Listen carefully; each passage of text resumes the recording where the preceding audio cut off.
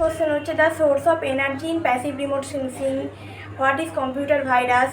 ঘাটাল রবীন্দ্র শতবার্ষিকী মহাবিদ্যালয় থেকে graduation complete করেছি, আর এটা রয়েছে বিদ্যাসাগর ইউনিভার্সিটির আন্ডারে। Hello friends, welcome back to my channel. চলে আসলাম আরেকটা নতুন ভিডিও নিয়ে। তো আজকের ভিডিওটা পুরোটা আলোচনা করব রিমোট সেন্সিং অ্যান্ড জিআইএসের উপর যে এন্ট্রান্স এক্সাম হবে সেটা নিয়ে, আর কি কি সিলেবাস রয়েছে, কীরকম টাইপের কোশ্চেন আসবে, সব কিছু আজকে তোমাদেরকে বলবো। তাই ভিডিওটা স্কিপ না করে পুরোটাই দেখতে থাকো, আশা করি তোমাদের অনেকটা হেল্প হবে। তো চলো ভিডিওটা শুরু করছি।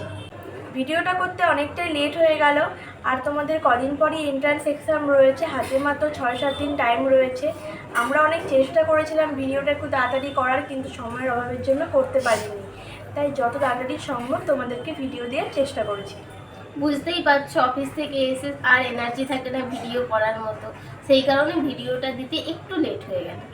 আর আজকে আমরা অফিস থেকে এসে চেঞ্জও করিনি, ডাইরেক্ট আসা মাত্র এখানে ভিডিও শ্যুট করতে বসে পড়েছি। তো প্রথমেই আসি তোমাদের কিছু কমেন্টের অ্যান্সার নিয়ে। তোমরা যে কমেন্টগুলো করেছো সেগুলোর অ্যান্সারগুলো ক্লিয়ার করে দিই, তারপর আসবো মেন টপিকে। তো চলো শুরু করা যাক। তো একজন কমেন্ট করেছে এন্ট্রান্স এক্সামের তারিখ কত। তারিখটা তো এখনও দেওয়া হয়নি যে রিমোট সেন্সিংয়ের এক্সামটা কত তারিখের মধ্যে হবে। 12-14-র মধ্যে যে কোনো একটা তারিখে তোমাদের এন্ট্রান্স এক্সাম হবে। আগস্টে সেটা তোমাদেরকে জানিয়ে দেবে। তোমরা ওয়েবসাইট ফলো করবে, তাহলে তোমরা জানতে পারবে। এরপর আছে নেক্সট কোশ্চেন, প্রাইভেট কোম্পানিগুলোতে ফ্রেশারদের আপার এজ লিমিট কত বলা থাকে? যে কোনো জায়গাতেই, মানে প্রাইভেট হোক বা সরকারি হোক, এজ লিমিট শুরু হয় আফটার 18 ইয়ার্সের পর থেকে। সেরকম কোনো এজ লিমিট থাকে না, 18 ইয়ার্সের পর থেকেই সব জায়গাতে জবে জয়েন করা যায়। এরপর আসি next question, MSc remote sensing and GIS এর পর কি জিওগ্রাফিতে নেট এক্সাম দেওয়া যাবে? হ্যাঁ, জিওগ্রাফির উপর নেট এক্সাম দেওয়া হয়, কিন্তু রিমোট সেন্সিংয়ের উপর নেট হয় না, গেট হয় আর সেট এক্সাম দেওয়া হয়। তো আরেকজন কমেন্ট করেছে আমার এফবিআইটির নাম কি। তো যারা যারা কন্ট্যাক্ট করতে চাও তো বলে দিই, তাদের জন্য আমার ফেসবুকের আইডি হচ্ছে রিয়া ওঝা নামেই রয়েছে। আর অনেকেই তোমরা এখানে কন্ট্যাক্ট করেছো আমার সাথে।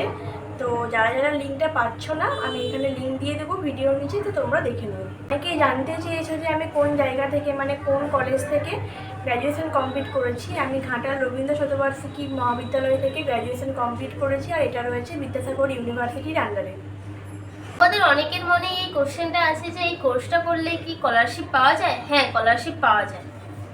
আর এখানে মোট 2 বছরের কোর্স, 2 বছরে তোমরা প্রত্যেক বছরই স্কলারশিপ পাবে। সেটা ডিপেন্ড করে নম্বরের উপর।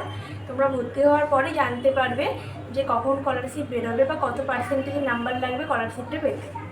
একজন জানতে চেয়েছে যে বিদ্যাসাগর ইউনিভার্সিটিটা কোন ডিস্ট্রিক্টের আন্ডারে পড়েছে। ওয়েস্ট মেদিনীপুর। তো এবার আসি মেন টপিকে, মানে এন্ট্রান্স এক্সামের সিলেবাস কী কী আছে, কোথা থেকে কোশ্চেনগুলো আসে। তো পুরোটাই তোমাদের এক্সাম হবে এমসিকিউর উপর, মানে সব কিছুই এমসিকিউই থাকবে। আর এখানে টপিক বলতে 3টে টপিক থেকে কোশ্চেন আসে। টপিকগুলো হলো কম্পিউটার রিলেটেড, যেখান থেকে 10 থেকে 15% কোশ্চেন আসে। এরপর আসে জিওগ্রাফি থেকে 30 থেকে 35% কোশ্চেন আসে। আর রিমোট সেন্সিং অ্যান্ড জিআইএস থেকে আসে 70 থেকে 75%। তার মানে বেশি কোশ্চেন আসে রিমোট সেন্সিং অ্যান্ড জিআইএস থেকে। আর তোমরা পড়বে বলতে তোমরা গ্র্যাজুয়েশনে যেই সাবজেক্টগুলো পড়েছো সেগুলো থেকেই বেশি কোশ্চেন আসবে। আর লাস্টের দিকে তো তোমাদের রিমোট সেন্সিং পার্টটা রয়েছে, ওখান থেকেও অনেক কোশ্চেন আসে। বেসিক কোশ্চেনগুলোই আসবে, তোমরা ওই পার্টটা পড়লেই পুরোটাই অ্যান্সার দিতে পারবে। জিওগ্রাফি থেকে যেই বিষয়গুলোর উপর বেসিক কোশ্চেন আসে সেগুলো হলো ক্লাইমেটোলজি, প্লেট টেকটনিক, জিওমরফোলজি। এই টপিকগুলো একটু ভালো করে পড়ে গেলেই তোমরা 3 ভাগ অ্যান্সার দিতে পারো। আর তারপরে রিমোট সেন্সিং থেকে তো বেসিক কোশ্চেনগুলো আসে, সেরকম কিছু পড়বে না, তোমাদেরকে বললাম। আর কম্পিউটার থেকেও তোমাদের বেসিক কোশ্চেনগুলোই আসবে। কম্পিউটার অ্যাপ্লিকেশন বা কম্পিউটার সায়েন্সের যে কোনো বই তোমরা পড়লে তাহলেই তোমরা অ্যান্সারগুলো দিয়ে আসতে পারবে। রিমোট সেন্সিং থেকে mainly image processing, band, platform, sensor, এই জিনিসগুলো একটু মেনলি ভালো করে দেখে আসবে, তাহলে তোমরা সব অ্যান্সারগুলো দিতে পারবে। তো এবার আসি কি টাইপের কোশ্চেন আসে। বিগত তো কিছু বছর কোনো এন্ট্রান্স এক্সাম হয়নি, আমরাও কোনো এন্ট্রান্স এক্সাম দিইনি, যেহেতু তখন করোনার সময় চলছিল। তার আগে যখন এন্ট্রান্স এক্সাম হয়েছিল তারই কোশ্চেনগুলো থেকে আমি কিছু কোশ্চেন নিয়েছি, সেগুলোই তোমাদেরকে বলবো। তোমরা যদি জানতে চাও বা কোশ্চেনগুলো কীরকম টাইপের হয় তাহলে আমাকে বলো, পরে একটা ভিডিও করে সেগুলো তোমাদেরকে দেখিয়ে দেবো। তো চলো কী ধরনের কোশ্চেন আছে সেগুলো তোমাদের সাথে আলোচনা করি। যেহেতু এমসিকিউ টাইপের কোশ্চেন আসবে, সেরকম বড় কোনো অ্যান্সার আসবে না, 4টে করে অপশন দিয়ে থাকবে, সেটার মধ্যে তোমাদের যেটা ঠিক মনে হবে সেটাই তোমরা অ্যান্সার দিয়ে আসবে। তো সেখান থেকে যে কোশ্চেনগুলো আমি নিয়েছি তোমাদেরকে সেটা বলছি।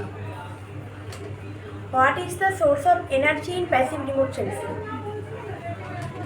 The basic elements of GIS. of GIS, function of GIS, element of GIS, raster data কিসে রিপ্রেজেন্ট হয়, ভেক্টর ডাটা কিসে রিপ্রেজেন্ট হয়, এই জিনিসগুলো একটু ভালো করে পড়ে যাবে। এগুলো রিমোট সেন্সিং থেকেই আসবে।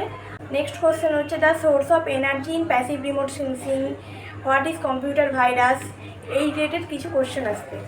তো তোমাদেরকে তো বললাম যে কীরকম টাইপের কোশ্চেনগুলো আসবে, আর এই কোশ্চেনগুলো আগের যে পরীক্ষাগুলো হয়েছে সেখান থেকেই কোশ্চেনগুলো আমি নিয়েছি। সবগুলো তো ডিসকাস করা এখানে সম্ভব না।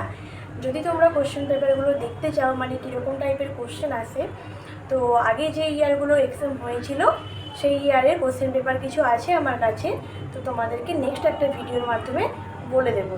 তো তোমরা ভালো করে প্রিপারেশন নাও।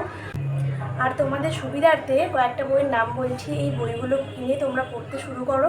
আর এই বইগুলো পুরো বাংলাতেই দেওয়া রয়েছে, আর সেখানে যেহেতু কোশ্চেনগুলো ইংলিশেই পড়বে, এই বইটা পড়লে তোমরা বেসিক নলেজগুলো পেয়ে যাবে। আশা করি তোমরা অ্যান্সারগুলো দিয়ে আসতে পারবে, আর অনেকটাই হেল্প হবে তোমাদের। তো তন্ময়করণের একটা বই রয়েছে, রামপ্রসাদ কুণ্ডুর বই রয়েছে, আর তারপরে তো বাসুদেব ভট্টের ইংলিশের উপর একটা বই রয়েছে। অনেকই বই আছে, কিন্তু বেসিক পড়ার জন্য তোমরা তন্ময়করণ বা রামপ্রসাদ কুণ্ডুর বইটা পড়ে এক্সাম দিতে যেতে পারো। সামনে যেহেতু এক্সাম, তো আর দেরি করো না, তোমরা পড়াশুনো করতে স্টার্ট করে দাও। হাতে খুব বেশি টাইম নেই। আর তোমাদের যদি কোনো হেল্প লাগে বা আমি কিছু জানতে পারি, তো তোমাদেরকে অবশ্যই আমি জানাবো। সকলে ভালো করে পড়াশোনা করো, সকলের জন্য অনেক শুভকামনা রইল। তো চলো আজকের ভিডিওটা এখানেই শেষ করছি। যদি ভিডিওটা ভালো লেগে থাকে তো অবশ্যই চ্যানেলটাকে সাবস্ক্রাইব করবে আর আমাদের পাশে থাকবে। দেখা হচ্ছে নেক্সট কোনো একটা ভিডিওতে।